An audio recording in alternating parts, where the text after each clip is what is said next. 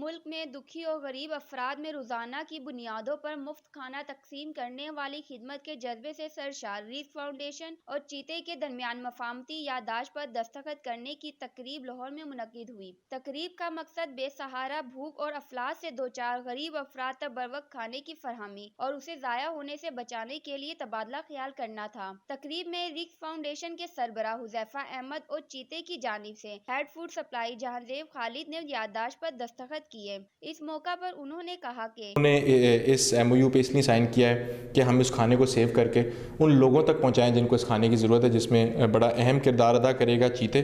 کیونکہ ان کے رائڈرز دن رات کھانا پک کرتے ہیں، لوگوں سے آرڈرز ڈیلیور کرتے ہیں، اور وہی آرڈرز جو بچ جاتے ہیں جو کہ ریجیکٹڈ ہیں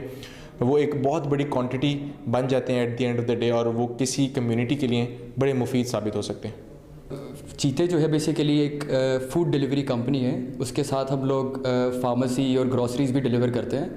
ٹو دا اینڈ کنزیومر، جو اینڈ کنزیومر ہوتے ہیں ان کو ایک اپلیکیشن کے تھرو۔ اور جیسے کہ ابھی حذیفہ نے بولا ہے کہ ہمارے 40% آرڈرز جو ہیں ہمارے فیل ہو جاتے ہیں، جو کہ صحیح جگہ لوگوں کو پہنچ نہیں پاتے، تو رزق ماشاءاللہ بہت ایک اچھا کام کر رہے ہیں کہ وہ کھانا ضائع ہو جائے، ضائع ہونے سے بہتر ہے کہ وہ ان لوگوں کو مل جائے جن کو ان کی ضرورت ہے۔ ریس فاؤنڈیشن اور چیتے کے مجاہد ہمیشہ اس درس پر عمل پیرا رہیں گے۔ کیمرہ مین محمد صدیق کے ساتھ فاطمہ محبوب، سن نیوز، لاہور۔